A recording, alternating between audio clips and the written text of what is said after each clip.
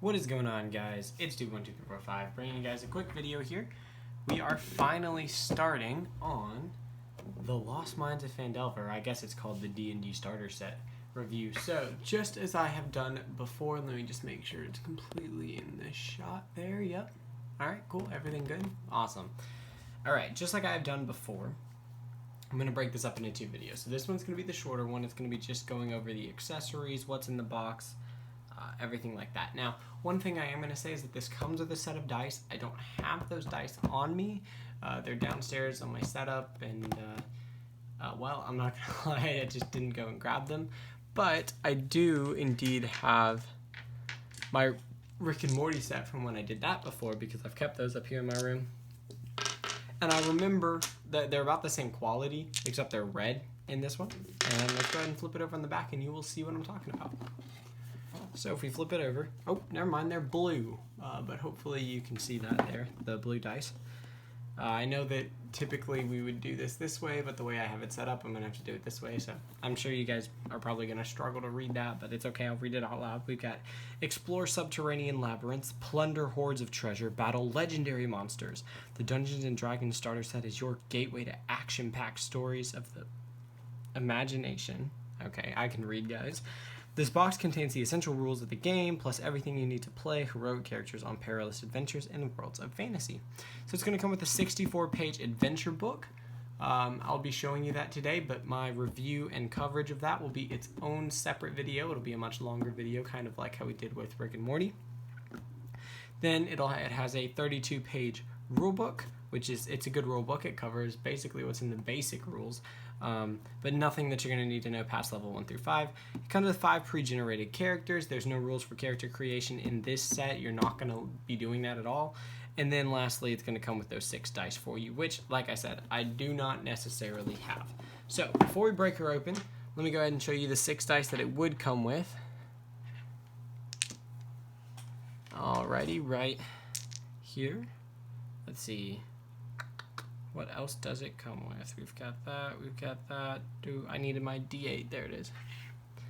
Alrighty, so these are the dice that it would come with, except, of course, they would be those blue ones that you saw. Sorry, I hit the camera there. Make sure everything's still in shot. So you get a D6. Oh, that was terrible. You get, well, you also get a D4. Not too bad. Then you'll get a D8. You'll get a D10. You don't get percentage. You just get the one D10. You get your D12. A12, and then you'll get your D20. It's a 5. Dropped a piece of dice. Alright, so that's your, oh my goodness, I'm everywhere. That's your standard set of dice. It's nothing crazy that comes in the set, but it is nice that it comes with dice, because you would have to buy those separately, obviously, to play the game if you didn't already have them, but they're going to come in here for you. Alright, so let's break her open. I haven't even opened this in quite a while. I first ran my girlfriend through it. Meredith, if you're watching this, hey. But I first ran her through it. And then my D&D group, I did fully run through it. So I have ran through this plethora. You can probably see it's a little beaten up and tattered. So some of this stuff in here obviously doesn't come in the set. It's stuff that I have added. So first off, we have the adventure. Now, as you can see, it's a pretty thick adventure. It's got some girth to it. It's kind of got that magazine style, the way that it's like stapled. I don't know if y'all can see that, but the way that it's stapled. It's not a glue bound book like in like Rick and Morty was. It's more, and it's not string bound like a, well, what's it called? Hunt for the Thessal Hydra, the Stranger Things one. So this is the adventure. I'll talk about it a little bit here in just a second once we've covered everything in the box. But my in-depth review of that will be its own video. So the Lost Mines of Phandelver. Alright, so next we have some stuff. This was my party that I was running through it. This is a NPC character that I had created that's in the campaign. All that stuff doesn't come with it, so we'll go ahead and just kind of throw it under there for now. Then we've got the starter set rule book. So this is the rule book. This is the 35, I think is what they said, page rule book. Or 31, I don't know, 32. So yeah, it's going to cover, like I said, your basic rules. It's got nothing on character creation in there, but it's going to cover your basic rules, how to play the game, checks, combat. the actions that you can make in combat, unseen attackers, ranged attacks, all that good stuff, damage and healing, health, vulnerabilities, stabilizing, dropping 0 hit points, making those death saves, knocking creatures out. Hopefully you guys can all see this. It's been a bit since I've had this set up. I think before I might have had the camera a little bit higher, but hopefully it's all working out.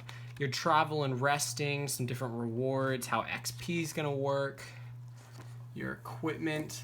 I don't know if y'all can see that. The equipment section over here. You've also got armor, of course, and then your weapons. Going to be pretty vitally important there, the weapons.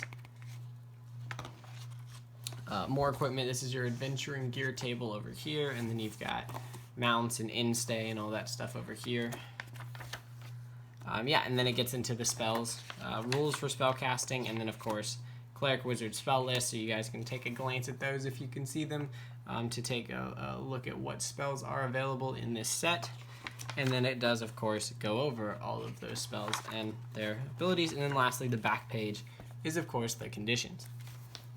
Alrighty, so what else comes in the set? Well, if you remember from what the back told us, we've got our pre-generated characters, and they are right here. So let me go ahead and get those out. Alrighty, so, and these are not on, so what I did is I went and I bought a big package of cardstock that I print character sheets out on. So that way, all my players, their character sheets are cardstock. They're nice, sturdy cardstock for them. These are good quality paper. They're thicker than your standard printer paper would be that come on them, but I still copied them and printed them onto, or you can just find the PDFs online. I suggest that. Don't copy them because then they'll come out kind of weird. Just find the PDFs online, and you can print them on a cardstock. That way you have some sturdier sheets. I don't know if you can see this, but this is a spell sheet that I printed for one of my members of my current campaign, and so it's on that cardstock, so it's going to be thicker for them and sturdier. That way, hopefully you don't have to get another one halfway through the campaign. But here are your pre-generated characters. So first we have a fighter. So in my campaign that I played with my group, this character's name was Boromir.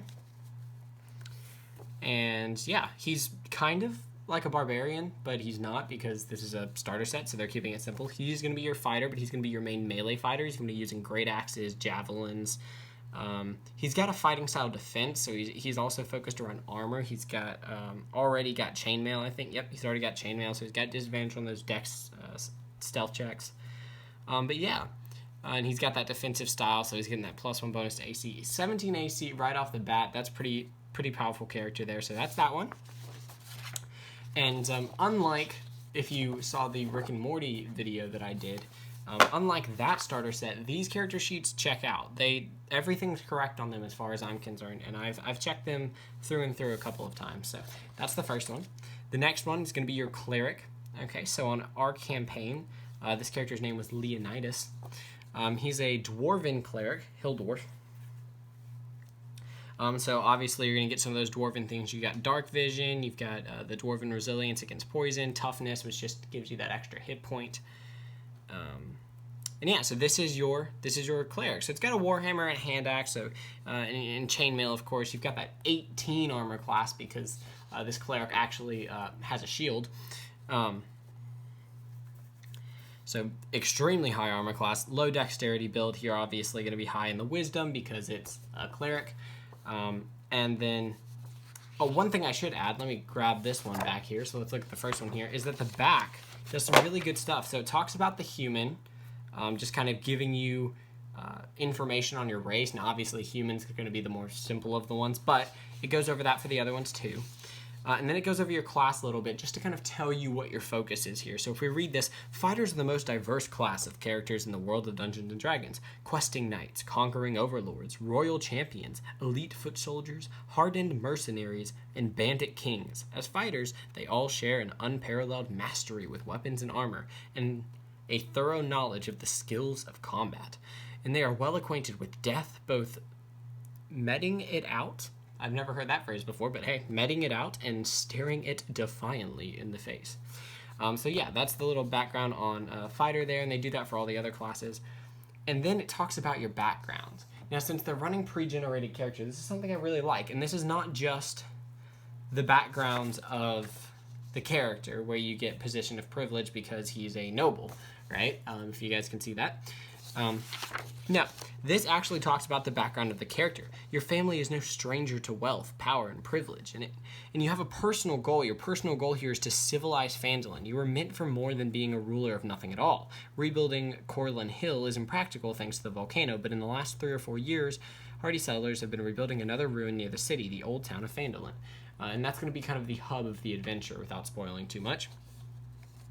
So you have a goal and a background that actually connects you to the adventure. That's something I really, really like. And then lastly, they do also all have a section here on leveling up and what happens. So when you hit level 2, you get action surge. When you hit level 3, you get improved critical. When you hit level 4, now normally you would get to assign your ability score improvement. Here they just do it for you. Your strength increases to an 18. Instead of saying you get +2 to put wherever you want, they just go ahead and do it for you.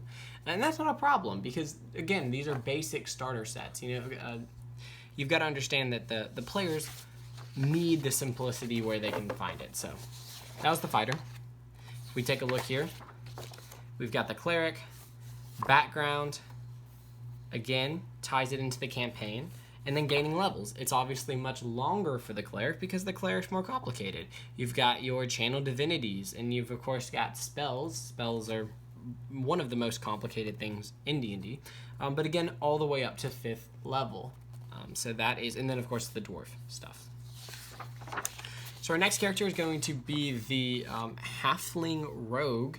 In my campaign, this character was Frogwin, I believe. Yes, Frogwin. Had to think about it. So this halfling rogue, again, you know, you've got sneak attack. That's kind of your roguey thing. And then halfling's going to help them with that because of, you've got that nimbleness. You've got naturally stealthy. You can attempt to hide when you're just obscured by a creature one size larger than you. That's pretty cool. So you basically always have something to hide behind as long as you're traveling as a party. But yeah. And so, of course, this one, again, on the back here, we've got details on halflings and them in the world of D&D. You've got a very brief detailing of the rogue. The background, again, tying it into the campaign. If you do read that, it's going to spoil the adventure just the slightest bit, but not too much, so feel free.